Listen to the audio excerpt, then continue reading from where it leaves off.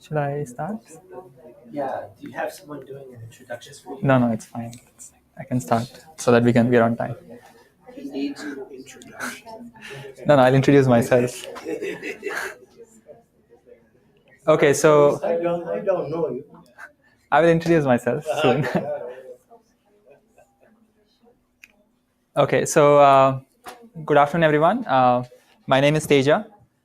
I am an assistant professor in this department. So I work on various topics in machine learning. And today I will be talking about recommendation systems. So my student gave an interesting presentation yesterday. So today we'll also look at recommendation systems, but from an online learning perspective. And this is joint work with two great undergraduates, Yunjun Wang from UIC and Priyanka Agrawal, who is currently at ISC, and both are going to grad schools in the fall.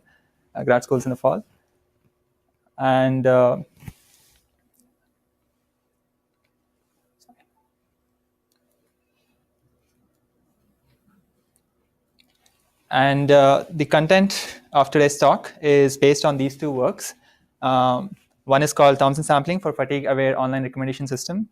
And the second one is Bandit with Temporal Stochastic Constraints. Okay, and they're under submission, but the preliminary shorter versions of them are going to be presented at the conference on reinforcement learning and decision making. Okay, so I'm going to divide this talk into three parts. So first 20-ish minutes or so, I'm just going to motivate the complexities involved in recommendation systems designs, at least today, as of today.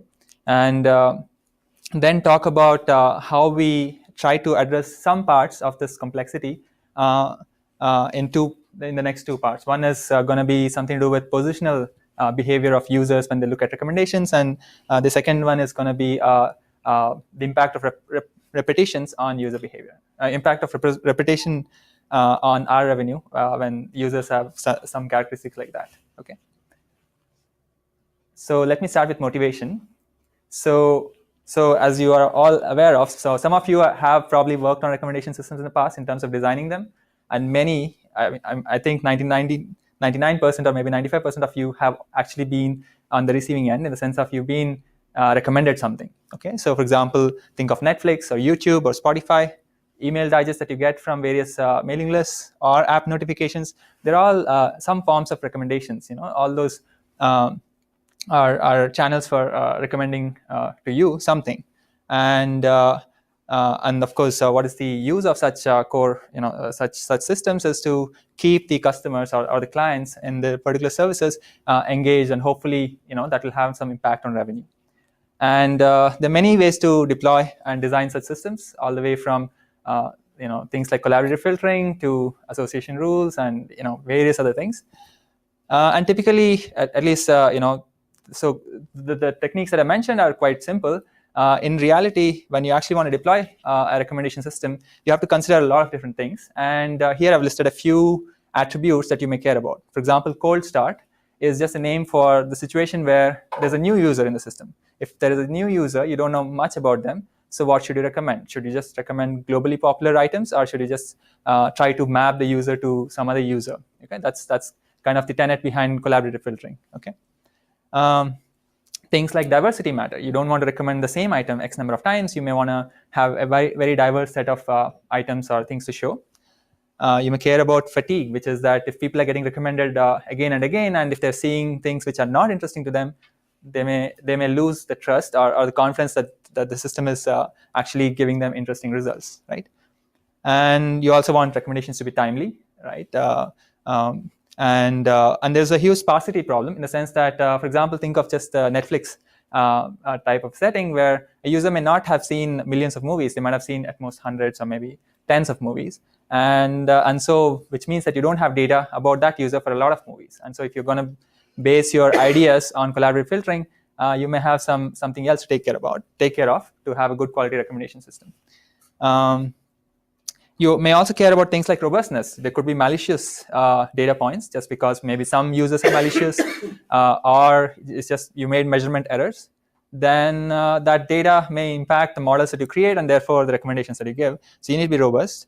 You may also care about privacy. Some firms care about privacy. So here you want to respect the the user information, in the sense that, for example, you don't want to actually log all activities of the user, or maybe at least in a previous work that I did, we don't even maintain a user profile on the server side. So there's a client which maintains, user's browser, for example, maintains the user profile, and it only and you rely on things like querying databases in a secure, in a privacy preserving manner to make recommendations to the client. Okay, so privacy is also pretty important aspect in some solutions.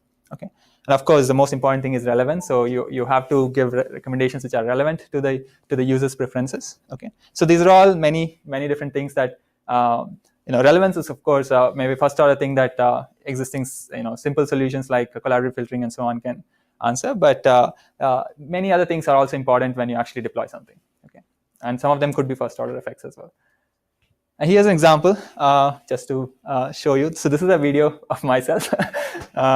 So this is a video on introduction to online learning from several years ago, and you can see a bunch of recommendations over there. So there's also an autoplay option. But why did they order these videos next to this video on online learning, right? So in fact, one of the videos is by myself about something related to probability. But there are a couple of other videos, right? Something to do with TED Talk and why good leaders make you feel safe, maybe. So why did the platform give you these recommendations, right? There must be, maybe I had some profile on my browser, or maybe I had a profile on YouTube and it looked at my previous history and so on, and it made these recommendations. Also note that these recommendations are in an order, and that will come back to my second part of my talk about positional effects. Okay. Here's another, I guess, very classic view. I mean, this is just a really old interface for Netflix, I think from 4 or 5 years ago. This is, things that you've watched, and this is the list of things that are getting recommended to you. Okay, so these are, and you must have consumed some of these things like Spotify playlist, auto playlist generation based on what you've listened and so on. So as I said, first order effect is, of course, relevance, that the recommendation should make sense to you. But beyond that, there are a lot of the aspects that I mentioned are actually very challenging to incorporate in addition to relevance. Okay, so because at that point, you're not sure what to measure, what all things to measure. Maybe you're measuring too many things, or maybe not measuring some important things. You want to care about where do you store, how do you store this data, how do you actually model, what type of model would you build actually, so which has all these 100 different effects. I mean, I just listed some 7 or 8, but there could be other effects.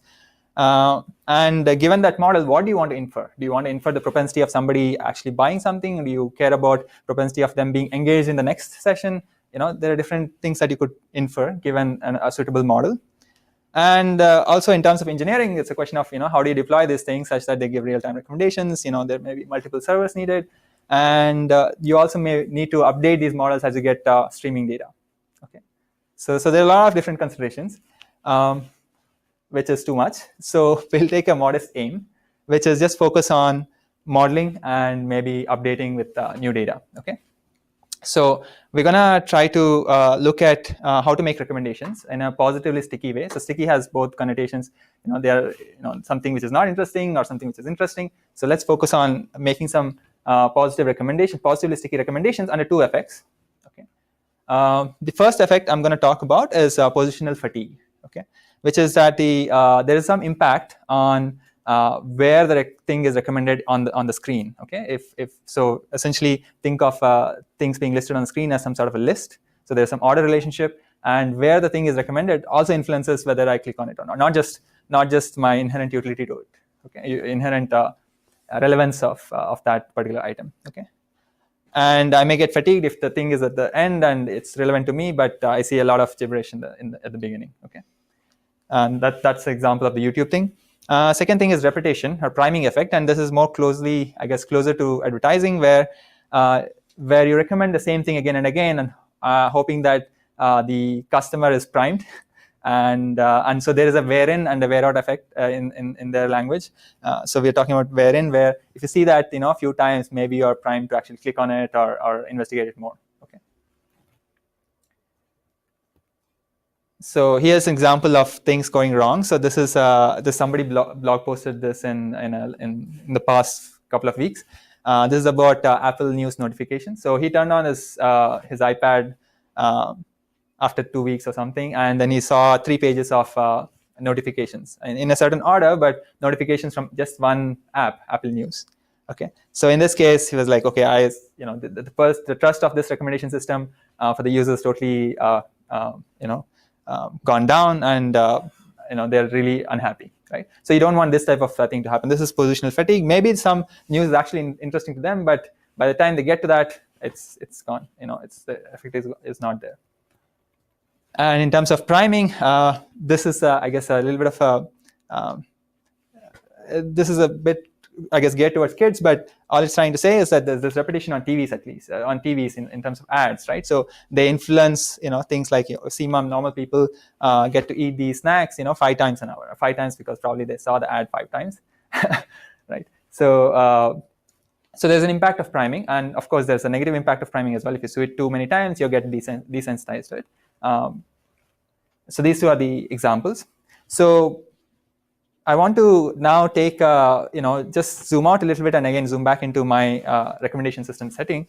As I said, the Desiderata for me is to build a recommendation system which has these two effects, positional fatigue and repetition. Okay, so of course, to understand these two effects, I need to have some idea of how do they experience fatigue. So I need to potentially have a parametric model or a non-parametric model or whatever. I need to have a model of how do people experience fatigue when they are shown a list, okay, or a list of recommendations. I also need to know, how much priming can induce an action, how much of priming is too much, and so on. So those are the things that would influence my, if I know those things, maybe I can act on them while making recommendations, right? But this, considering these effects in a recommendation system is an example of a certain type of approach where you care about behavior aligned algorithms, which I just created this phrase, which just means that when you build algorithms which are which interface with humans or humans especially, then you care about algorithms which take into account how humans behave. And it could be not just in this case, it's more about recommendations, but there could be other service systems where algorithms interact with humans, and you care about how humans behave while designing the algorithms. Okay, so that they're not they are not unhappy after the transaction with the algorithm. And there's work on fairness and so on, which some of you have done. That is also an example here of things which are behavior aligned. So in my own case, I have looked at a few other human behavior or human biases while designing algorithms or solutions. For example, there's this concept of loss aversion, which is popular in I guess finance, where somebody is more sensitive to avoiding losses of the same number, more sensitive to not losing $100 than to gain the same $100. Okay, there's a different sensitivity to these two aspects, as well as for things like recency bias. So how much disability did I experience while, for example, ride sharing? Maybe the latest pickup influenced my thinking of whether this ride was good or not, compared to how many like 2 other people I picked up on the way before. Okay, so these were things that we considered in a paper on ride sharing. So the first and the last one, and the second one is just utility maximization, which is the way you typically model, for example, an agent that you're interacting with in an economic setting, and that is also a model of the user, right? So given that model, you should act, you should decide your strategy of like, for example, pricing or things to show, for example, recommend, if you have a utility model for the user. Okay, so this is what I just mean by things being aligned to the behavior of the users. Okay, so that's the larger connection. So let me get back to recommendations, where if you just think of it, without getting into the nuances of online learning or the nuances of my solutions, there are 2 general approaches, right? So you could collect data. You could just look at users, how they have behaved on my system, right? What movies did they watch, or what things did they purchase, if let's say it's Amazon or something, and then get all that data, okay, and just use that batch data and build a model. Okay, build a model which can predict things, and you may have a metric of the thing that I predicted. Is there a propensity for the user to actually click on it or buy it or something like that? So you can actually cast this as a supervised learning problem, and then you can bring in all the techniques, linear methods, nonlinear methods, deep learning, and so on.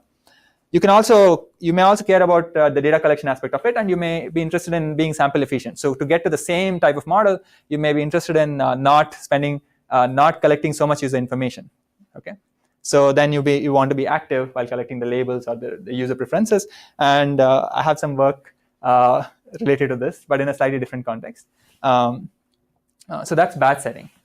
What I want to talk about today is the sequential setting, where we are primarily interested in the key feature of the setting would be that there is an online arrival of data or feedback, in the system. Yes.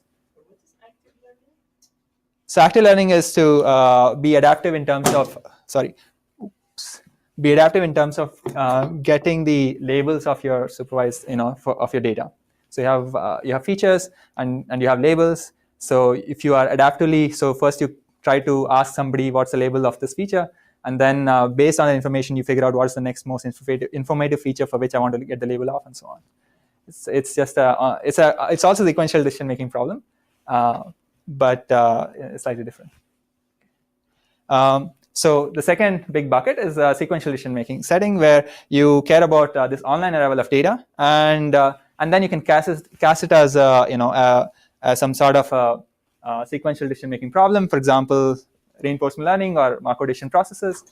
Or you can think of adversarial online learning, which is the actual, which is a subfield in machine learning, where they don't want to model anything about the user, but they rely on some properties of the user function, something like, for example, convexity of the utility function, or some features like that. Okay, so it's mostly convexity and other things which drive learning in such settings, rather than the stochastic model of the user behavior. Okay, and adversarial just means I don't assume anything. I mean, it is like a game theory setting. Yeah, it's not in sense of. It is. Yeah.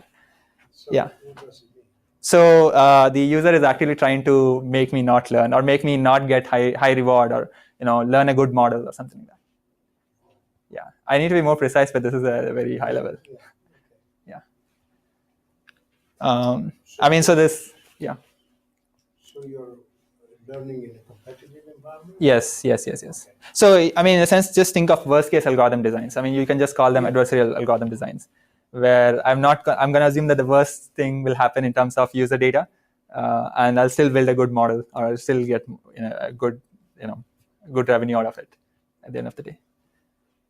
And of course, so last point is bandits, or actually what I call stochastic bandits, and this is a bucket that we're going to look at today for today's talk. Okay, and so we'll look at recommendations as making a sequential decision. And the key problem characteristics, because we are in this bucket, is that there has to be some efficient way of updating model. I mean, whatever the model is, it could be a complicated model. It could be simple summary statistics, like just keeping empirical means or something. There should be some efficient updating of some model that you keep.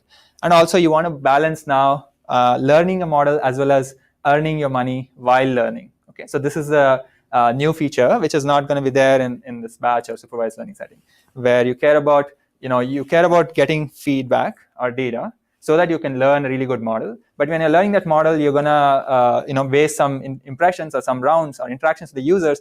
We're not showing optimal recommendations, so you're not gonna get money or reward or clicks because of that. Okay, so you want to balance these two aspects while balance these aspects. So basically, you want to learn as well as earn. Okay, so that's the very high level. I'll get to what the objective is in a few slides. Okay. But are you fine with this objective? No, that's fine. It's just that there is diminishing returns to learning. Yes, yeah. So if you're already if your model is extremely good, there's pretty much very little error, then there may not be much return in learning. So there's this question of how fine-grained or how much well you want to learn a model, right? That's always there. Yeah, that's there in everything.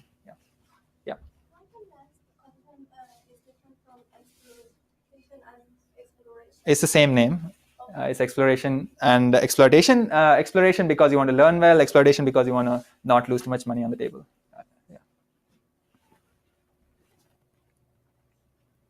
Okay, so what's going to be the central question? How to make good recommendations under positional and repetition effects, which I'm going to describe in detail pretty soon. And our solutions are going to be behavior-aligned stochastic multi-unbounded algorithms. And the performance, because they have to learn and earn, is going to be evaluated using a very standard notion in this area, which is the cumulative difference between what did I do in terms of making revenue or getting more clicks or user engagement versus what would have been the best thing to do in hindsight. Okay, so at this point, it's not clear how this ties back to recommendations, but I will tie it back in a slide or two. But this is the standard objective in the sequential settings in bandits, stochastic bandits.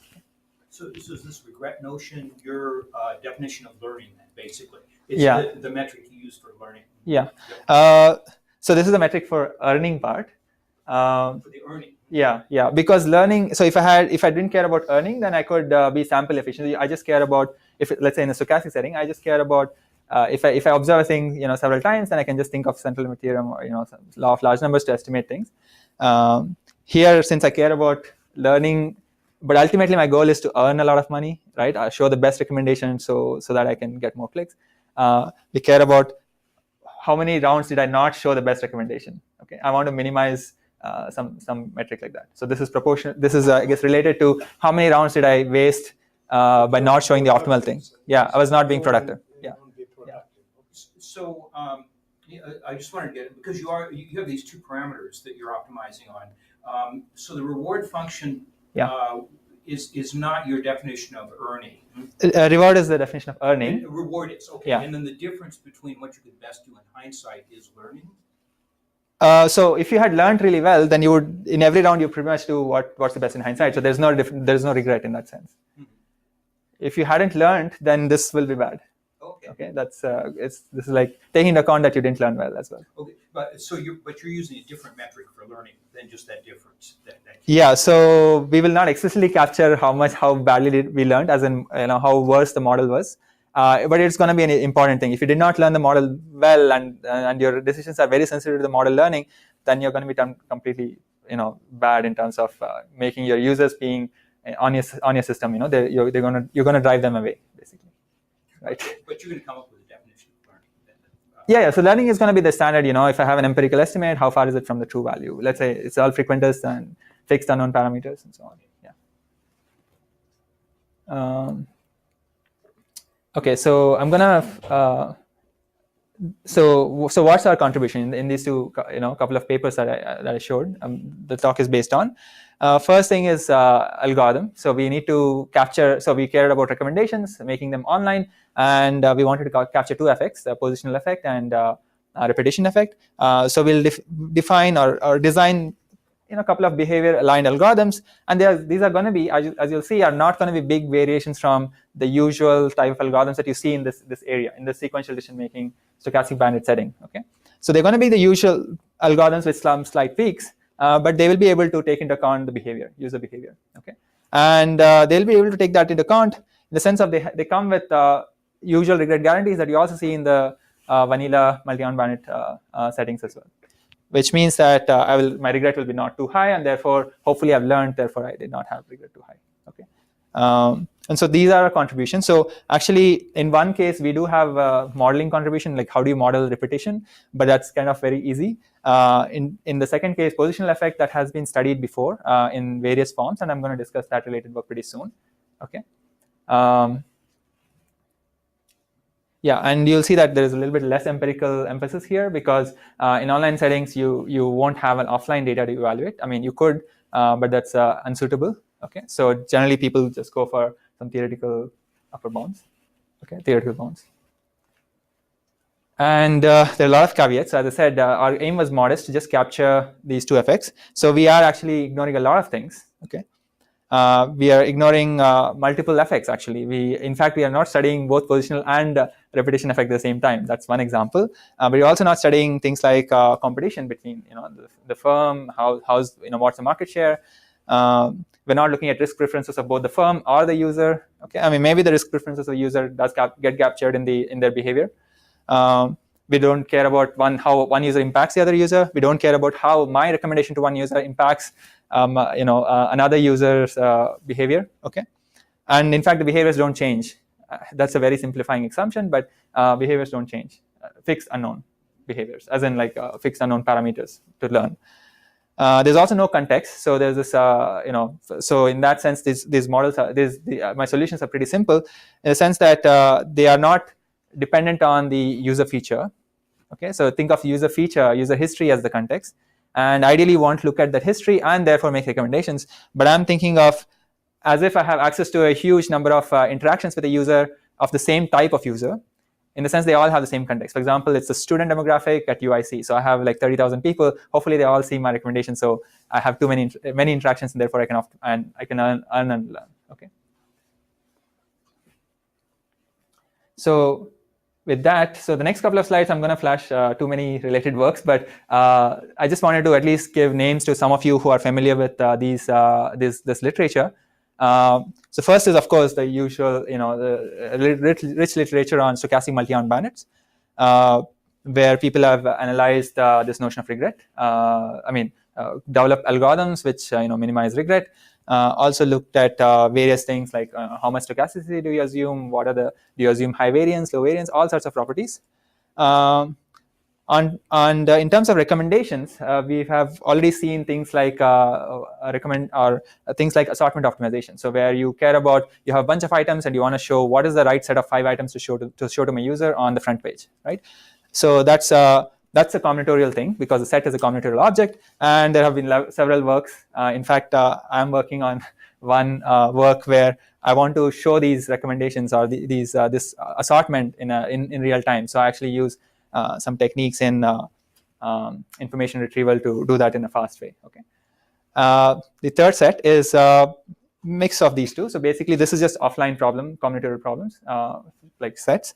Here, we want to show combinatorial things to users, like sequences in my case, like lists of recommendations, or it could be sets themselves, right? So in fact, Agrawal, Abdanullah et al., they have worked on both UCB style and Thompson sampling style algorithms. These are a couple of names of algorithms for recommending sets, in this case assortments, to users and in a regret minimizing way. Okay. Finally, there's this notion of positional effect, which has also been studied in this online setting, where it's generally goes under the name of cascading bandits. So there's some cascading behavior going on because of a list being shown to the user. So user may look at one item and then do something with another item, maybe select the third item, and so on. So there's some cascading behavior. So people have looked at it. Okay, but here they have not looked at fatigue, which in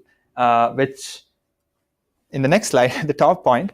One previous work has looked at it. Kao and Sun have looked at cascading bandits with fatigue, as in people abandoning the recommendation list and saying this is a bad system.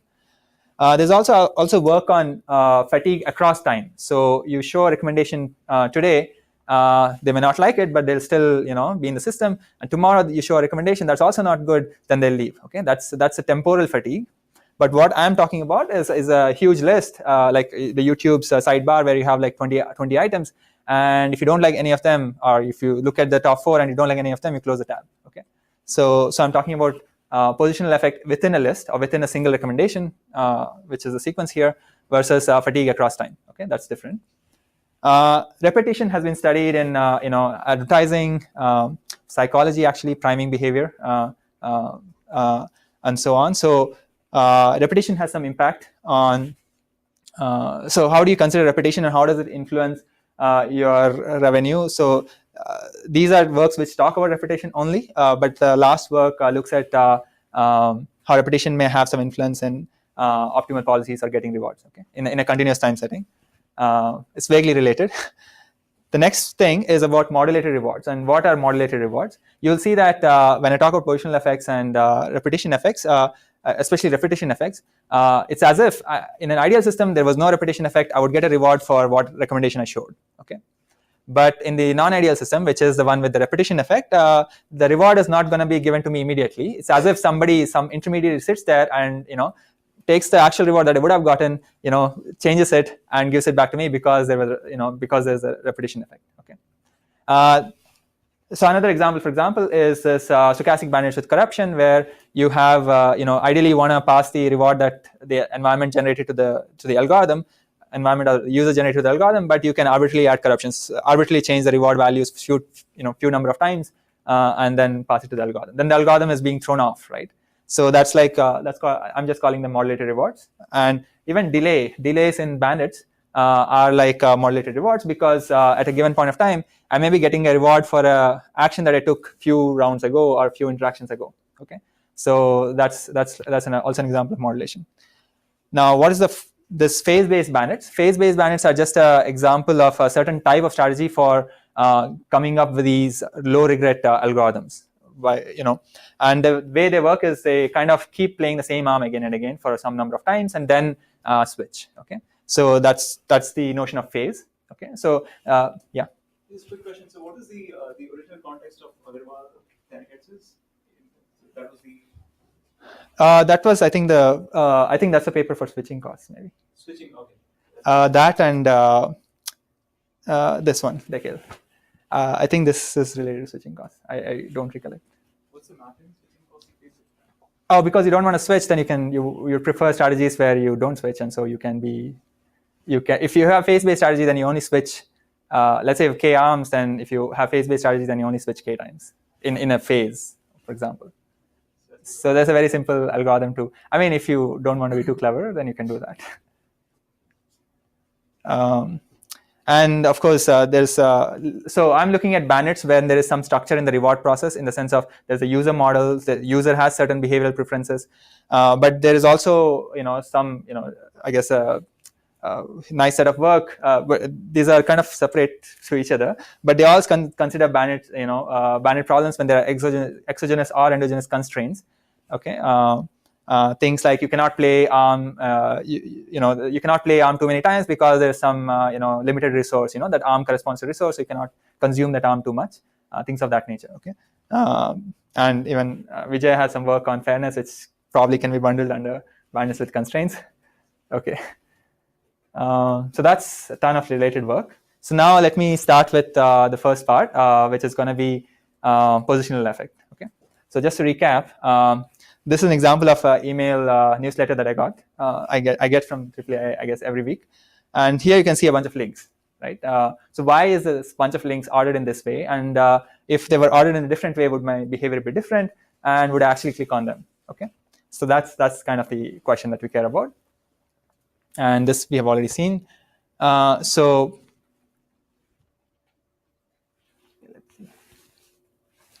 Okay, so let's see. So in these two examples, what's happening is, the platform or the firm is sending out a newsletter, and the user clicks on either clicks on interesting links or marks some things as spam. Mark this whole newsletter as spam, and so you'll never see it again. Okay, or the platform schedules a sequence of notifications, to engage the user, but the user clicks on notifications or engages or completely mutes that notification for that app, or maybe mutes everything on the phone. That's also possible.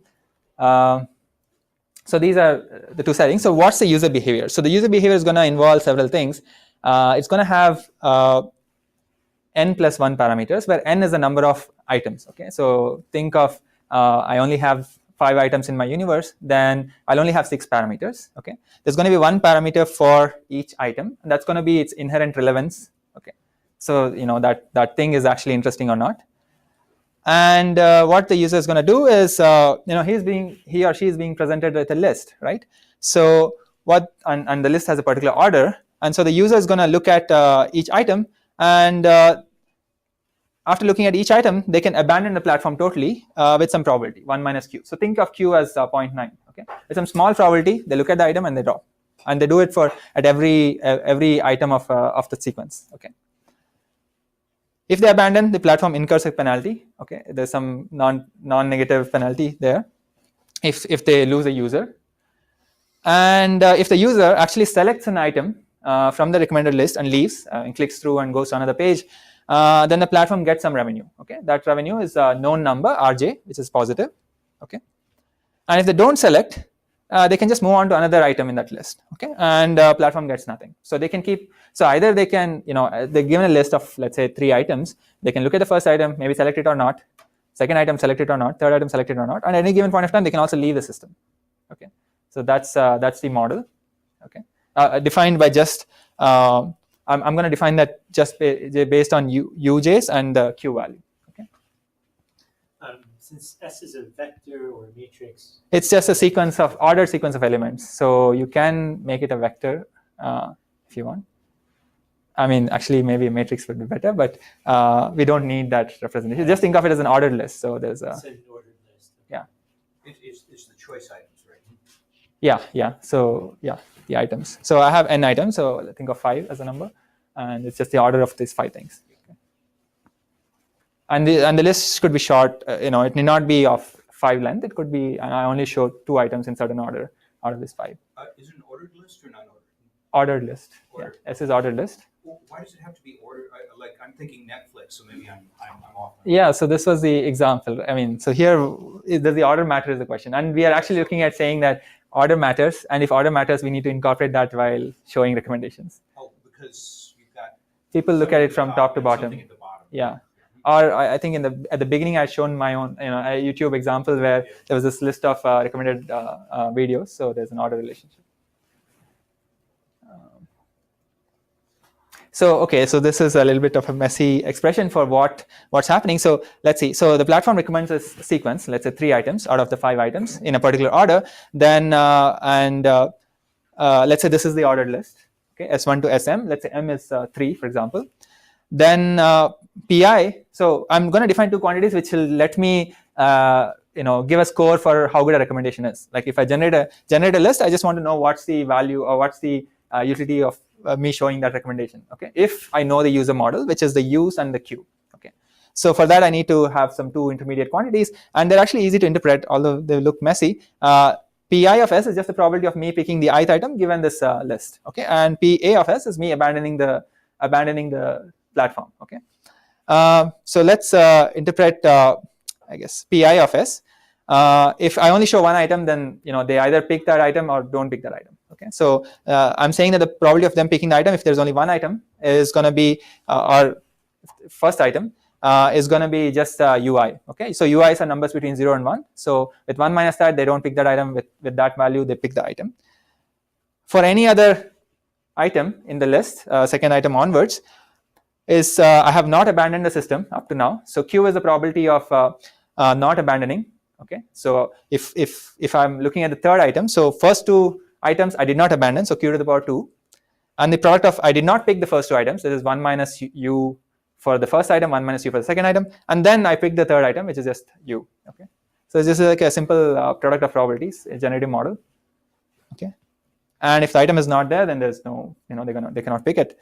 And similarly, probability for abandonment is that at every, so since my list is of length m, 3, let's say 3, it's a question of whether I abandoned. So it's just a, so for each length, I'm just saying that I have not abandoned so far, and I abandon, and I did not select so far. Okay, so that's the 3 terms. 1 minus the sum of those PIs. It would have to be if they're going to total 1. Good question. So I didn't compute it, but yeah. I mean, I don't want to do real-time computation, but it could be that the sum of these plus this is 1. Yeah. No, they're not. Okay, so it's interpreted. So it's just saying that so this is just a probability of abandonment. So I can abandon in the first element, second element, or the mth element. Let's say m is 3, right? What's the probability in each case? Okay, sum of those 3 probabilities. Okay.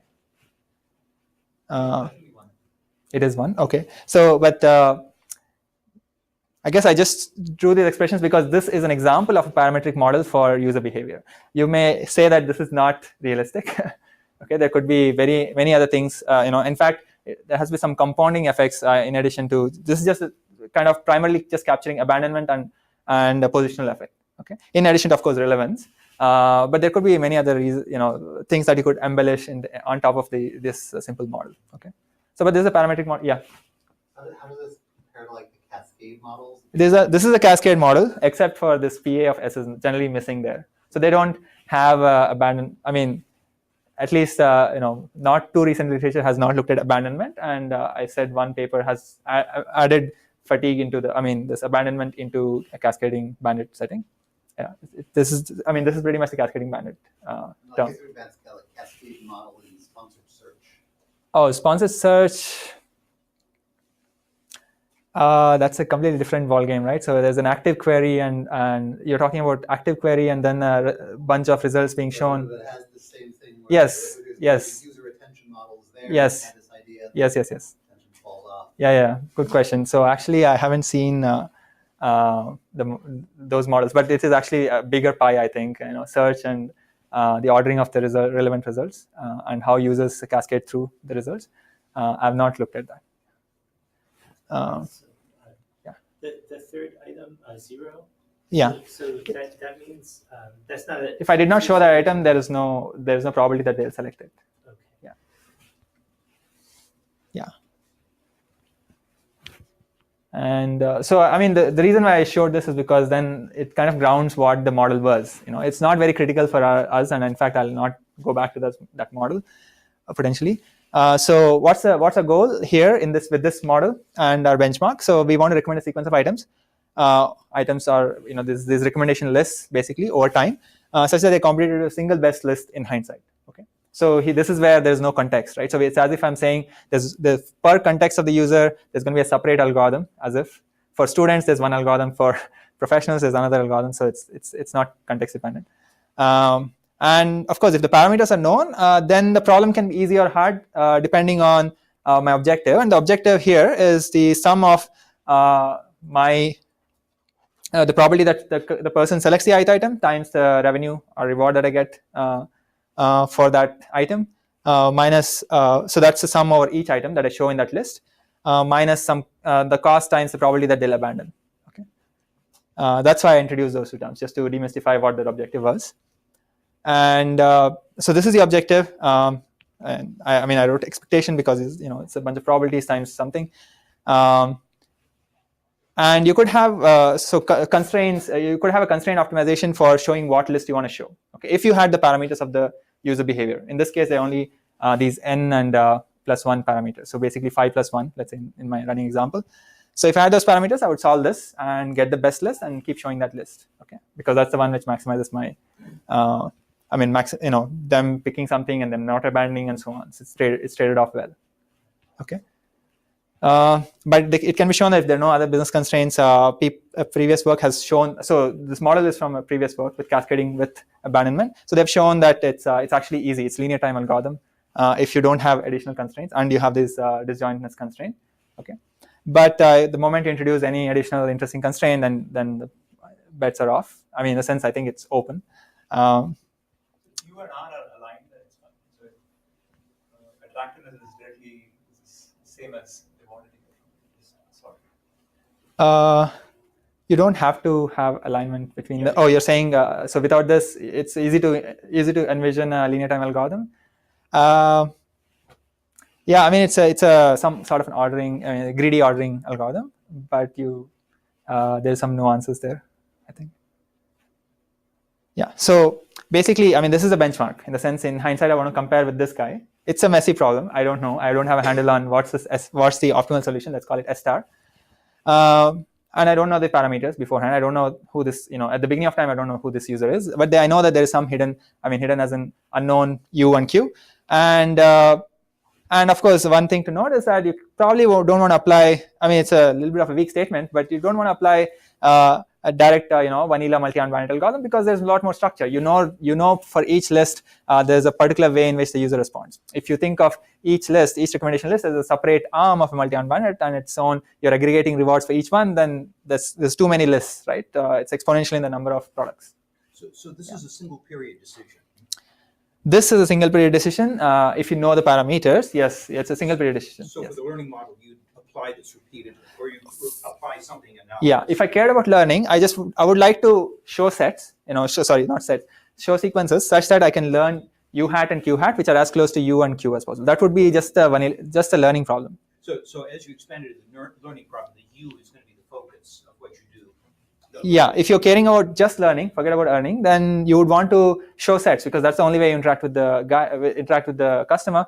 You show sequences, and you show sequences. You get some feedback on whether it's bought something or not bought something or abandoned, and based on that, you get estimated U's and Q's. And hopefully, learning problem is with high probability or enough number of samples. You have U hat minus U true is the difference is small. So in the single period. So the big U is the reward function. The little u. Yeah, U is just utility. Yeah, these are the parameters we care about. And those are exogenous. Yeah, that they characterize the user's positional fatigue model. Yeah. Okay, and when you expand to the learning model, U becomes endogenous. So this U, I mean, so in the learning model, it's in the learning model, as I interact with the user, it's the same fixed user with the same unknown U and Q, little u and Q. So forget about this. This is actually not very critical. Just think of this as the expression. Okay, don't worry about that U. So this was the expression. If I know the parameters, I know exactly what set to show. I don't know the parameters. I keep showing some sequences, and I get some feedback. Based on the feedback, I can build a better and better model of this unknown fixed guy who has this unknown parameter U and Q. Right? That would be just a pure learning problem. I mean, what would be online here is that I need to learn by showing something and getting some feedback, some data about this. Right. I'm just trying to figure out what you're learning about. Are you learning about the big U, the reward? No. So I'm learning about the only parameters that I don't know is so U and Q. You don't know them up front. And Yeah. You get a little better. Yeah. If I only care about learning, but we care about an additional complexity, which is earning as well. So that's what messes up the problem. And these people are risk neutral, and they. No, we are risk neutral. We are risk neutral. Yeah. I mean, we think that this is the if this is the user, and if I show the set, this is the expected money that I can make. Okay, so we are risk neutral, and we can change this, and that actually brings in additional complexities. Yeah. Okay, so I just want to flash a result, and we'll not go into too many details of here of this how to get there, but the result is that basically what's the result? It's basically saying regret with respect to this true unknown guy. Okay, not the learning guarantee. This is learn and earn guarantee. So we only directly care about regret. Okay, the regret with respect to this unknown guy over t periods. Okay, it's the same guy. I'm targeting the same guy. Okay, the gap between the actions that I took and the money I made versus what I could have made if I knew U and Q. Okay, actions that I took were, let's say, ST. T represents the t periods that I interact with this user. So I took capital T number of actions, those sequences basically, and I'm comparing myself with what I would have done if I knew the parameter model, which is S star. Okay, this gap, cumulative gap, I'm calling it as regret. Okay, and I'm just saying that this regret has some nice dependence, better than what I said in the previous slide. When you apply naively a multi-unbound algorithm, you have exponential dependence on n. Okay, so that's bad. Okay, at least a guarantee. So when you get an algorithm, you want to deploy it in production, and somebody tells you this is a very bad upper bound, and you're like, okay, that could realize, and I may be doing, I may be losing money on the table. Whereas the lower these numbers are, dependence on n, the better. Okay, and here we have a quadratic or n to the power 2 plus 1/2 dependence on the number of products, and dependence on time is square root t, and this is typical in these types of combinatorial online learning setting. So this is a combinatorial online learning setting only because we have sequences as things that we show in each round, okay, instead of single abstract item. And so the takeaway from this slide is just that there's a polynomial dependence on the number of items, okay, and the lower is the better, but we got some dependence here, right? And this is the definition of what we care about. I mean, this is the learning plus earning type of a metric. If you only care about learning, we can also come up with some results related to that, but that would be a different direction. Yeah. How can we evaluate this term? The SS star is not a noun, right? Yeah. So this is an analysis result. So we don't know S star. We are comparing against an unknown benchmark, and we are saying that we will do. In fact, this is these types. I mean, so here you don't see any, I guess, problem-specific parameters. So these are called instance independent bounds. Okay. So instance dependent bounds would look slightly different. I mean, they will have the same type of terms, but will also depend on things like some terms related to U and Q as well, some dependence on U and Q. I don't think you need that third expectation there, because the expectation is a linear operator. Yes. It'll flip right through the summation side. Yes, that is true. So this was just because I use this term as the definition of my objective there. So this expectation could be my randomness, the algorithm's randomness. If an algorithm is random, but I agree with you, it can go in. Yes. So you might have a different subscript for it. I didn't put the subscript. It's standard form not to use a subscript on Yeah. expectation, but you should. Yeah. Sorry about that. Yeah. but yeah, I agree. This actually this thing is not this is only needed for this part actually, and push it through. Yeah.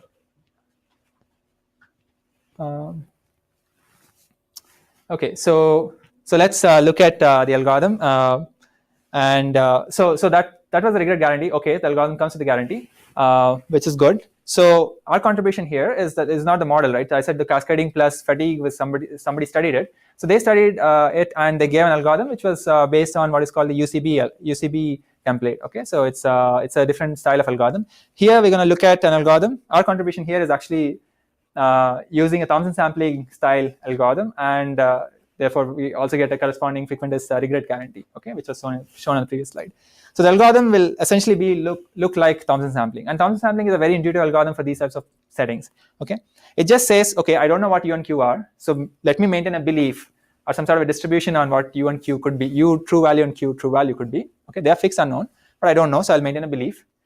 Okay, since I don't know what they are, I'll sample from my belief. Okay, I'll sample some value of U and Q's. Okay, that will give me my 5 plus 1 numbers, and then select the best sequence according to that sample. Just solve that optimization problem. It could be hard, but you solve it, and then update, and then get some feedback. Okay, I show actually that set that I selected, show it, and then update my belief based on what information I got back, whether the guy abandoned or they picked an item or something like that. Okay, so this is the template, and this kind of works. At this point, we can just stop and they say this is good enough algorithm or a heuristic.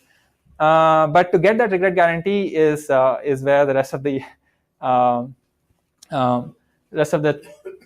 few slides are going to be about. Yeah. I think the benchmark is a black box. So yeah.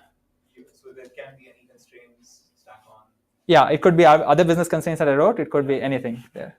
So how do we get a regret guarantee? It's going to be mostly about the structure of the objective function, which is that PA and PI of S.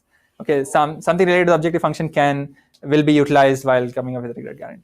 Okay, it's pretty much playing with the objective function only. But the constraints don't matter. I mean, yeah, constraints don't matter in this analysis. So the analysis is not very tight. Okay, so there could be potentially tighter bounds, which kind of gets me to the second point, which is that I have not showed any lower bounds. Okay, we have not proved any lower bounds on how difficult is this problem in this setting. Yeah, but so most of the analysis effort is going to be just playing with the objective function and show that okay, it has some nice properties, and therefore we can have low regret. Okay. So selecting the best sequence, I said it's an optimization problem. We're not gonna. It's a black box for us essentially. Let's not worry about it. Now I'm going to tell you how to update the posterior and sample from the posterior. And here are the two places where we do some slight tweaks. Actually, the tweaks are also not extremely new in the sense that in an analogous problem in the online assortment selection, where it's not a sequence but a set, Agrawal and Avdanullah and a couple of their co-authors, they have already done this type of analysis. Okay, they've done Thompson sampling analysis for that combinatorial bandit problem. So we kind of build on their machinery and show that okay, even for this particular effect that we want to capture, even with sequences, the same machinery holds, except that of course you want to take care of the objective function and still show that the nice properties, some nice properties hold. Okay, that's kind of the only thing.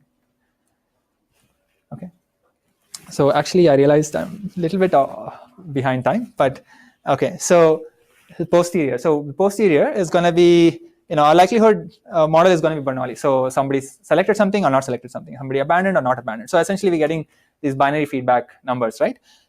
So we could think, okay, let me just maintain a posterior which is going to be product of betas. Okay, it may not be appropriate actually because there is some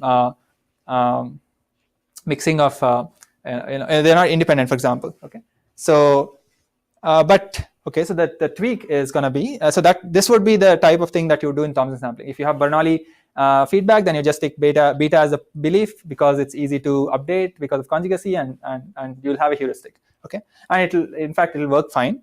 But for the analysis sake, we define another algorithm, which is Esbar's algorithm, which also does two things. One is it's going to approximate these betas with Gaussians. Okay, and why we are doing with approximating these beta belief distribution with Gaussian is because it will let us use some nice simple concentration results, like okay, if I average a bunch of numbers, how far is it from its mean, and so on. Okay, so you can do a good you can get a handle on the frequentist analysis, which probably is a little bit more difficult with betas. Okay, And let me just not pass too much time on this slide, but this is like what feedback am I getting? Binary feedback, right? Well, what is the up to time t? Things like how many users selected item I, things like how many times did the user observe I without selection. Okay, so if you know these numbers, you could get, for example, the means of the beta distributions, or like the means and variances of the Gaussian distribution. Okay, so here I'm just showing you some summary statistics that you could maintain. Okay, and so this is where the model part is not is saying that it's not really difficult to update the model. It's just incremental. So you just add one more point to one of these counters depending on what happened, right? So it's a simple model in that way. So let me skip this slide because it's just showing some estimates. So let's now look at the sampling. Okay, so posterior I said is just a bunch of Gaussians. Okay, now you can of course sample from the Gaussian, get some candidate U and Q, and then you can just go ahead and find a sequence, right? So we're not going to do that. We're going to do a little bit more carefully, get some samples. Okay, and the way we're going to do it is introduce some correlations. Okay, so what are they going to do? They're going to help us balance this learning and earning goal that we have. So they'll help us at least in terms of analysis balance this learning and earning goal, and these correlations will help us do something, which is that we want to incur low regret. Okay, as in, so since we want to incur low cumulative regret, we also want to incur low instantaneous regret, and this type of control and correlation helps us have some rounds is like some time index where some nice thing happens, and this is what we call optimistic rounds. Okay, actually in fact the terminology is borrowed from a previous paper on assortment planning, where for the unknown S star you get as much reward from some sampled U and Qs at this point of time compared to what you would have gotten with respect to true parameters. So it's like saying, okay, given the fixed unknown set S star, I'm telling you that I can get more money by using these parameters rather than the original parameters. Okay, original unknown parameters. Okay, if I can get samples like this, I in fact will not will show that regret is going to be low in this setting. Okay, if the rounds are like these. So rounds like these don't contribute to regret, and rounds which are not like this will contribute to regret, and so we have to kind of bound the number of rounds where such things happen. Okay. Okay, so what's the correlation? It's actually a very simple idea. Let's say R is a parameter which is like I sample 10 numbers from a standard Gaussian. Okay, 10 numbers. R is something, a parameter, so algorithm parameter. I pick R is equal to 10, get 10 Gaussians, standard Gaussians. I transform them so that I can get a Gaussian for each U prime and Q prime. It's a simple transformation. It's as if you wanted to find a Gaussian with a different mean and different variance, you get it from a standard Gaussian and shift it and scale the variance, right? So that's what I'm doing with U prime and Q prime. And then the actual sample that I'm going to pick is going to be a maximum of all these numbers. Okay, so this is a slight variation in the way I'm getting the samples. Okay, so this is the correlated sample part. And once you get this U prime and Q prime, you can go ahead and solve for the best sequence and play it, and you get feedback and update your posterior. Yeah. So what's the reasoning? At a very high level, so okay, let's look at levels of reasoning. At a very high level, this will help us balance exploration and exploitation. That's what I said in the previous slide. But how is it going to balance is that this R, I mean, so the number of samples that I take influences how often do I get optimistic rounds, the what I defined in the previous slide. So it somehow helps me bound the number of consecutive suboptimal rounds or non-optimistic rounds. So non-optimistic rounds are where I'll make a lot of errors, in the sense I'll lose money. So I'm saying that more higher the R, I can kind of reduce the number of rounds where I don't make money, and somehow that's going to be a contributing factor in the regret analysis. There's some sort of a combination of optimism. Yes, yeah. Actually, yeah. So one of the reviewers pointed out that there's actually a UCB-V or UCB variance algorithm where you take into account variance, not in this way, but I mean, we are taking into account variance of these estimates. So UCB-V takes into account variance, and that helps you get regret. In fact, we drew some comparisons to that type of an algorithm. Okay. So if you don't introduce correlation, you just take one sample Yeah. and run with it. Do you think it's just So the analysis won't go through, but do you think the same regret bound will hold, or it may be ordered? I mean, analysis, I don't know. Algorithm-wise, you actually don't even need this approximation. You can directly work with betas and you'll get a decent empirical result. Okay. So these approximations just to get the polynomial dependence on n and all that. So why introduce this correlation? Actually, you'll see that in the regret upper bound, you saw an inverse dependence on R and a proportional dependence on R. You can optimize for R, but in experiments, you can actually pick R to be 1. So you actually don't even need independent samples per item. Okay, so you can just pick one Gaussian and deal with and empirically it works. Yeah, and maybe it's because the analysis is loose. So I'm not giving any claims on analysis being tight. So you generate some random number in the beginning of your algorithm and you use the same. No, not same for across time. It's every time you have to generate a single Gaussian. Yeah. If you have pseudo random number generator, start from seed and you only use little bit of randomness every round. Okay, so that's how we're doing that. So yeah, so the regret term that I showed had 3 terms, and I don't want to get into the details, but at again the second level, I guess not at the level of what you're expecting, is that so we can break regret into 2 parts where there is an ST and an S star, right? So somehow we introduce ST is with respect to U prime Q prime, which is the sample numbers, and S star is with respect to the true U and Q. So somehow we can actually add some sort of a triangle inequality and break it into 2 parts, where I'm hopefully comparing ST with maybe ST itself with UQ and ST with S star with U prime Q prime and S star with UQ. So okay, some triangle inequality. But I'm just saying that if you break it into 2 parts, then the first term or the second term, one of the terms, is where you can introduce this control. Because I'm taking R samples, I can show that there are many optimistic rounds and not too many non-optimistic rounds. And so if these optimistic rounds are where I don't incur regret, and so if there are quite less non-optimistic rounds, I can kind of have a low value for this term. Okay, so this is like the second and third term in that expression, and the first and the other part is going to be the difference between the objective. So here is where, at both places the objective function plays a role.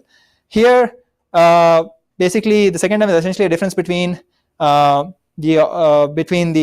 objective term parameterized by samples and true parameters for the same ST. So it's like ST evaluated at U prime Q prime, ST evaluated at U and Q, unknown U and Q. You can show that the objective has some reasonable properties, and this is where we don't care about the constraints, some sort of monotonicity and Lipschitzness properties, which are enough to get that type of a bound.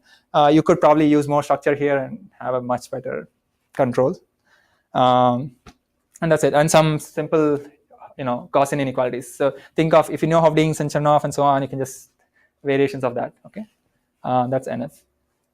And here are some. These plots are not very indicative. So we had, in the sense that we have a regret upper bound, right? That's a guarantee on the algorithm. But these curves, hopefully the only thing to take away from here is that the curves go down. Okay, these are cumulative regrets. So I don't have too much regret as I have too many rounds as I go forward in terms of too many rounds, and these are just some 4 settings for the U values that I randomly sample.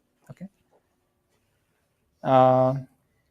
Actually, here you can. So here are some other plots about sensitivity to some different parameters. So let's focus only on the R thing, because the R was the main thing in that correlated sampling. So here you can see that when R is 1 is the lowest regret for all the other parameters being fixed. So it seems like the correlation effect is not needed, but in some analysis it seems to be needed. Okay. All these curves are just regret curves. So hopefully sloping like this in a logarithmic manner is good enough. Okay. So that's positional effect. Okay. It's just sampling one effect, and it's slightly, it's a well-known Thompson sampling algorithm, which is actually 86 years old maybe now.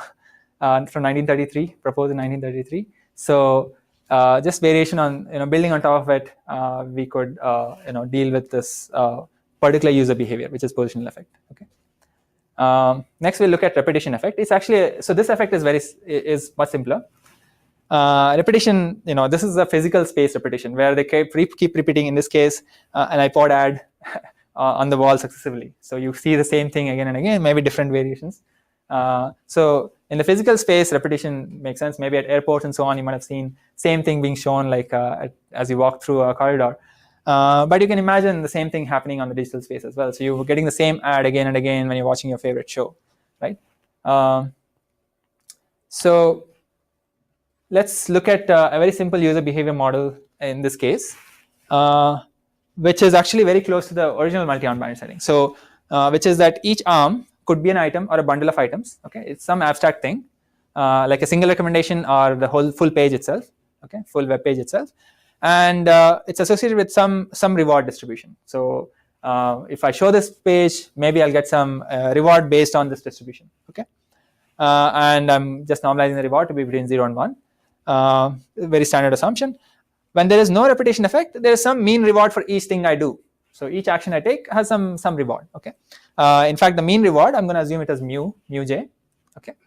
And mu star is the best of them. Okay. Best of these, let's say five arms, and that's going to be maybe the first arm is the best. So that's j star, and delta j is going to be the difference between the mean reward for the best arm minus the reward for this particular arm. So it's just how far away is this arm's mean return from the best arm in my set. Okay, and JT is the arm that I play at time t. Okay, capital JT is the arm that I play at time t. Now, so this is a very standard thing. I have like 5 arms. I play each one of them. Each one has a reward, mean reward, and some distribution associated with it.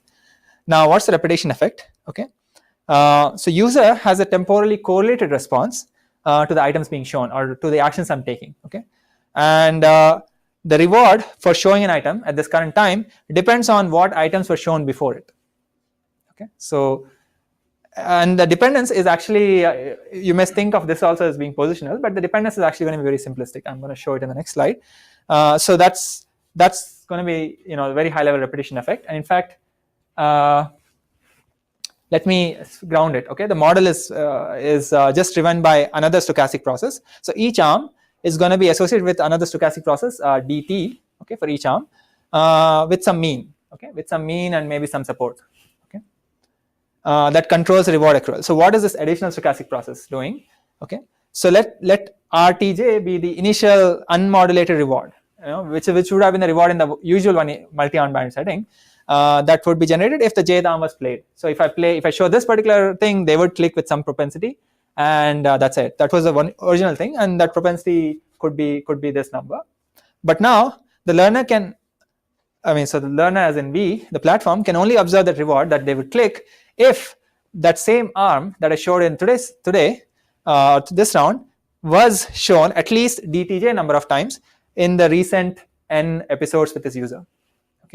So it's just a repetition saying that, okay, I'm playing this jth arm today, but in the past 10 days, how many times did I show the same, this particular jth arm or the jth recommendation? Okay, if I've shown that enough number of times, then only I'll get the reward for today. If I'm not showing it enough number of times, I'll not get reward. Okay, this is priming. So wherein effect, where if you show the same thing a few times, then people are more has a higher propensity to click. Is that true? There's a variant effect as well as a wear out effect, which I'm not talking about, where you show it too many times, then they get desensitized. Staleness. Yes. So I'm talking about, so there is a staleness actually. That's called the wear out effect. And in fact, a big, thing that we have not done here is the wear out effect. So this objective is just saying if you have shown the same thing at least these many number of times, this multiplier evaluates to 1, and so I'll get the reward. And if I've not shown it enough number of times, so this condition inside this indicator function doesn't evaluate to 1, then I'll not get the reward. Okay, and I don't even have to distinguish between 0 reward and an actual reward. That's still taken care of by the algorithm. So there is no issue there. Okay, so this is the version in which we are only looking at variant effect. So the more times you show, so after some number of times you show, you will get the reward that was originally. So if my propensity for clicking on this ad was, or not ad, but item recommended was some 10%, then that would be the 10% if that I've shown it enough number of times. If I'm not shown it enough number of times, it will be 0. So it's like a delta type of change. Okay, and so there is some temporal relationship because what I did previously influences what what reward I'm gonna get today. So it doesn't encourage productivity there, in effect. Uh, You're not looking at the efficiency. No, if I knew all these, so this stochastic process is fine. But if I knew the mu stars, the mu1 to mu j for each of the arms, then I can always show the best guy all the time. Modulo this effect will always be there even for the best arm, but modulo this effect, I will be doing as good as in hindsight. So productivity, I mean, if you're saying that even if I show, so I'm just saying that if you show the best arm, you will get the best. You know, the fact that you converge. Yeah. The buy or the interest. Yeah. Yeah. In the fastest time possible. Yes, that is. Yeah, by showing the right things to them, the best thing to them. That's what we care about. Yeah. No, the fastest time possible is not being considered here. That's slightly different problem. Yeah. That's it. This is a model. So in the previous thing, there were like 6 parameters. If it was a 5-item setting, here usual mu1 to mu j are there. So mu1 to mu k number of arms, and that's it. That's the model. If you are not looking at that efficiency, that you are going to have a number of times that you have shown it in order to get the reward. No, we care about it, right? So what is the big first order dynamic happening here is that if I keep changing the arms, and if I haven't shown this arm enough number of times, I will get 0 reward. And I don't know, by seeing the 0 reward, I don't know whether this arm was actually a good one or not. So there is a loss of information because I was not frequent enough in terms of trying these arms. That's all. That's the first order dynamic. So if I've tried this arm and I can get high quality information about that this arm is really good, then I can keep showing that arm all the time, and therefore keep converting in terms of clicks or whatever, engagement. That's the first order effect. Yeah. So in this case, if the sum of all dj's is less than n, then there is no issue, right? N is large enough. Yeah. Sum of dj's is less than n. So you can always keep everybody in the loop, and then you can use standard algorithms. Yeah, you can probably do that. But so this n is just to make dj's integers. So if you can drop n, you can just make dj's real numbers between 0 to 1. It's just a proportion of number of times you pulled this arm in the previous rounds. Okay. I think we can drop n separately. So you can sustain 1 over the number of arms always. Yeah, if DJs are bounded in certain way, is what you're saying. Yeah. So in general, so each DJ can be at most n. Yes. Okay. But you're saying that the sum of DJs over the horizon is less than n. If it is less than n, then you can just do. You can always keep them in the active set. Okay, so this active set business I'm going to talk about in the next slide. Maybe let's revisit that point. Okay. Yeah, so we just want to recommend items that are competitive to the single best arm in hindsight. The same regret objective. And if new j's are known, I can, and additionally so I want to know, so this is a slightly relaxed setting where I don't know mu j's, but I know either the support of these repetition parameters or the expectation. Actually, this is tougher setting than this one because expectation could be finite even if the support is infinite. Then you just want to play with j star, okay, which is the best if new j's are known, okay, the corresponding to the highest mean reward. And difficulties are you don't know the mu's, okay. We're not going to estimate dj's because we assume knowledge of d and either this or that. Interesting problem is if you don't assume that, then how do you handle this? Not modeling wear out effect, which is the staleness that Aris was talking about. We are just saying that if you have enough repetitions, then it will be the usual setting. If there are not enough repetitions, there is a modulation, as in like a loss in rewards that I can observe. Okay, and this is essentially a temporal constraint. And direct applications of usual existing algorithms is a kind of a bad idea because the regret can be unbounded. And I'll show that in this slide where just think of. So what are we doing here is looking at how many times the same arm was played in the previous 2 rounds, previous 3 rounds, previous up to 8 or 10 rounds here. Okay, So how many times was the same arm played in the previous 1 round, previous 2 rounds, previous 3 rounds? So you can see that, of course, same arm being played more number of times in the previous X rounds is going to be lesser, right? I mean, very less likely. Okay, it depends on the algorithm. Here we are looking at a popular algorithm called UCB1. Okay, and you can. So what I want to show is not. So of course, there's going to be some decreasing curve. Okay, but what I want to show is that if you have near optimal arms, or in this example actually exactly multiple optimal arms, you kind of switch many times. Okay, so if you had one optimal arm, you're playing let's say 2000 rounds where the same arm was pulled in the past 3 rounds, whereas if you have 3 arms already, then you're not really pulling the same arm again and again. You're pulling this different optimal arm. Okay, if you pull different optimal arms, you will not get the reward because you have to have the same arm to get that reward. Okay, in the previous X rounds. So there is a issue with existing algorithms because they switch arms often. So that's the connection to this phase-based strategies where hopefully if we don't switch arms enough number of times, then we can we don't have to worry about this constraint. That's essentially the very high level goal. Okay, and in fact that's going to be our algorithm solution as well. Okay, so what's the guarantee? And here I'm going to be shorter for this part of the this type of effect. The guarantee is just so these are existing guarantees. The first 3 lines, they're just saying what's the regret without repetition when there is no all this additional effect. Then if you have k arms or 10 arms, and then if you're looking at a horizon of whatever 2000, then this is how the regret would scale. So dependence on k and t is like sublinear, which is good. Okay, now we have 2 algorithms which are going to be phase based, and these algorithms also without repetition have the same regret guarantee. So if you don't have repetition, then they'll achieve the same thing as what you do. Okay, I mean that's kind of obvious because phase algorithms also achieve the same regret guarantee. But if you have repetition effect, then they have an additive impact on the regret. Okay, so if the Dmax and expectation of D, the parameters governing this repetition effect, if they're large, then you'll have a large impact on your regret, and if they're small, then you have a small impact on your regret. In fact, this one is tighter, as you can see. Even if I know the expectation, which is a more difficult setting, I have a square root dependence on the expectation. Here I have a linear dependence on the support. Okay, so here you can actually already guess that we do very minor tweaks to some existing phase-based algorithms to get this. And here you have to do some little bit more work, okay, in terms of analysis. But the algorithms are actually very simple. Okay. Any questions about this? It's just saying that lower is better, and we have lower guarantees for these algorithms. Okay. Okay. So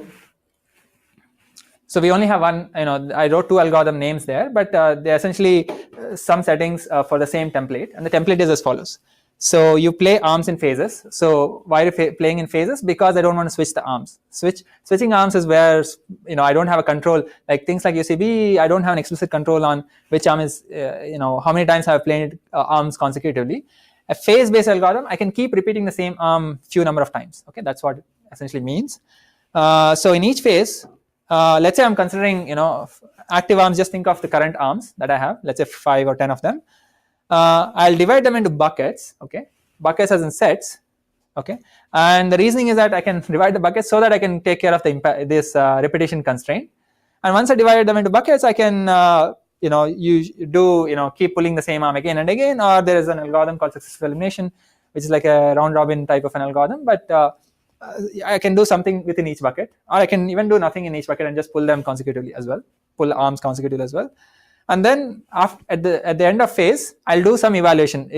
So at the end of the phase, I get some feedback, right? And that aggregate feedback will tell me what is the mean reward for roughly the mean reward for each arm. So I can look at the confidence bounds around it and drop the arms which are not interesting, whose upper confidence is lower than my estimated confidence for the best thing. Okay, so this is a usual step which is done in these types of algorithms, and then update some sort of a common confidence bound. So these types of phase-based algorithms maintain a common confidence, some algorithm parameter that I keep dividing by 2 essentially, and so we can update that. Okay, so that's the algorithm template. Okay, is the confidence bound the same for same across arms in a particular bucket? This is after the buckets between 2 phases. Between 2 phases, I have a common confidence bound. This is the usual what do you call? Yeah, I mean the original algorithm is called UZV revisited. That had this type of a pattern. Okay. So between two phases, what happens? Inside a bucket, it can be success elimination, and there is no separate confidence bound there. So there you pull each arm once, and then just compare the. So this is not a phase based algorithm where this is an algorithm where you pull out each of the arms, and then just compare the bounds and drop arms potentially. So you can drop the arms even in between. This algorithm. So is it going to be monotonic like this? Yeah, it's a pretty boring algorithm. It just pulls the same arm again and again. That's roughly the 0th level idea. And then these are just saying put into buckets so that you don't have this repetition constraint impacting you too much. Okay. If it's not impacting you too much, then you can get a good idea of what the reward for each arm is, or the return for each arm is, and then you can just narrow down on the right guy while balancing learning and earning. So that narrowing down for the right guy is kind of standard if you can take care of the constraint. So we are just saying we can take care of the constraint by bucketing. Yeah. It's not clear how that's happening. Oh, it's not okay. So this is what I've kind of said. Phases allow for repeated and consecutive plays of arms. This helps in repetition, and I'm going to tell you, I guess, I'll tell you a few more details about it. And bucketing removes the impact of repetition. I mean, not removes completely, but there's going to be some impact of repetition, but mostly it's gone. For example, if I choose the bucket size to be n by d max, then each arm will at least be played will definitely satisfy the Dmax constraint. After some initial few rounds, you will be able to satisfy the Dmax constraint. If you can satisfy the Dmax constraint, then you can satisfy for any value in Am I focusing on one bucket at a time? Yeah, I mean these buckets can be run in parallel as well. So they have nothing to do with each other.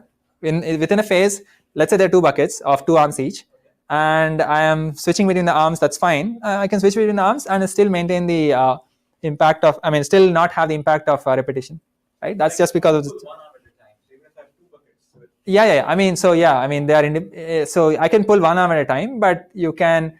There's no impact of me pulling an arm and getting feedback on another bucket's evaluation. so that is It's a very simple, yeah. So this bucketing is being done by your estimates of D. No estimate of D, right? I'm just saying. So literally, it's a very dumb algorithm. I know D max. I'm assuming I know D max, and so I'm splitting the buckets arbitrarily into. So splitting the current arms into arbitrary sets. Oh. Okay. That's the first level thing. I mean, it can do it more intelligently and also estimate D and all that. That's different algorithm. Yeah. Yeah, this seems very similar to a small population of solutions like you see in a GA. Yeah, it's like that. So you divide and conquer essentially. That's like the template. You break it into buckets, and in each bucket you're somehow getting rid of the effect, and then you're getting good estimates. Because you have to learn well to earn well. So it's kind of a prerequisite, right? But you care about earning, so that's why it's looks a little bit messy. If you just care about estimation, then it will be easier to discuss this, I guess, this slightly differently. But your point is correct. Okay, so there's going to be, so as I said, there's going to be some common threshold for this algorithm, which is going to, so this threshold is just eliminating arms between phases, and within phases I'm pulling arms repeatedly, and I'm just saying that the length of the phase has to be whatever number of arms I have. They all have to be played at least this plus something to do with Dmax, okay, cumulatively. So in the phase, maybe nm minus 1 is the number of rounds I play for each arm. I can do that successively or through successive elimination, whatever, if I have buckets. And this term is essentially just comes from concentration inequality. It's like something like Hofstadter's inequality, okay? Just to get better estimates of what this arms reward is, okay? And this is taking care of the that initial few rounds I will not, all bets are off. I'll ignore the rewards, okay, in those few rounds. And that's it. Bucket size is this size, then you can easily deal with the impairment constraint. So I will skip that, and also how the algorithm behaves compared to existing algorithms. Let me skip that and go to the second algorithm. So what's the difference between the first version and second version? The first version knows Dmax, which is support of your repetition effect. The second version is even information poorer in the sense that it only knows the mean value of your repetition effect. Okay, so if you only know the mean value, you don't know the support, then it could be that in a given time period, the dtj could be some really large number, 1,000,000, then definitely in that round you will not get any reward. Okay, so how do you take into account certain rounds like that while calculating your regret? Okay, that's essentially very is the core issue. And so the second algorithm is the same as first algorithm, where the bucket size is 1. So it means that the buckets don't matter. Okay, it's just think of pulling each arm enough number of times. What you care about is that I pull each arm enough number of times, which such that I can deal with this effect of sometimes DTJ being really large compared to the expected value, for example, as well as not pull it too many rounds so that I have a loss in earning. Okay, if I can always play each arm 1,000,000 times, but then I can learn everything, but I'll lose money on the table. Okay, because 1,000,000 times 5 is like a lot of rounds wasted just for learning. Okay, that's the trade-off. Okay? So there seems to be some number that you can derive from analysis. So the algorithms are simple. All the trick is just to figure out what is the number of rounds you need to pull each arm in some sort of successive fashion, or or such that you don't have impairment effect. In terms of earning, you're assuming always you maintain positive earning all the time. Then yes. In effect, if I assume that I'm investing, in order to not positive earning, right? So you could have 0. So it's a R times indicator. You could have negative as well. Negative as well. Very good question. Which is, very good point actually. So in this variations, I think it's not an issue in the sense that they are not able to handle your constraint. I mean, it's more realistic what you said. Here they will just because then in the long run, maybe the reward is going to be much higher. Yeah. So if you have negative rewards, then this version cannot handle it nicely. I mean, you'll just have a minus, a huge negative number as a baseline. So it's not clear. I mean, you can probably do better if you know negative numbers and so on, and if you're sensitive to it. Okay. As I was saying, in this algorithm, the key thing is that sorry, I have run out of time. So when DTJ is large, we don't collect reward. Okay, but you choose NM such that there are not too many rounds like this where such things happen. But arbitrarily choosing a large NM is bad, because then you're not earning. Okay, so that's kind of the trade-off that you want to have here. Okay, and basically you use slightly more complex tools rather than simple Hofding or Gaussian inequalities to deal with this issue when times when DTJ is really much larger than the expected value. Okay, and that's it. And so this is pretty much the last slide. It's just showing that as you have a higher and higher mean value for this repetition effect, then you will incur higher and higher reward. So and why are these patterns like this? Because it's a phase-based algorithm. So here is where phases are changing, and they are somewhat like increasing in length over time. So that's why there is some like a wave pattern here. Okay. So pretty much that's it. So today in this talk, I motivated the use of some alignment with behavior. So this is not the only two behaviors. There are many much richer models of user behavior in the literature. We looked at a couple of behaviors for recommender systems, discussed in fact positional effect with fatigue and repetition, and addressed how to learn the relevant parameters while earning. So if you drop this, just learning would be estimating u hat minus u star being close enough, but we care about earning, so we care about regret here. There could be risk sensitive versions of it. So instead of expected value minimizing regret, which is a function of expected values, you could have things which are more risk sensitive and also could take care of negative, being sensitive to negative values and losses. There are a lot of directions which I did not pursue. That, for example, in the second part, you might not know D max, or you may not know the expected value. So then what are you going to do? You have to learn that as well. Then that's more complicated. In the positional effect, you could have multiple behavioral patterns at the same time. So I just showed one particular fatigue for single list. You could have fatigue across list at the same time. Then how do you model it? It's not shown. And context was missing. So I assume the same type of user coming again and again, which is not kind of realistic. So these are things where maybe we can improve. Okay. But you want to improve things where there's a high bang per buck. So you don't want to do a second order question. So that's it. Thank you.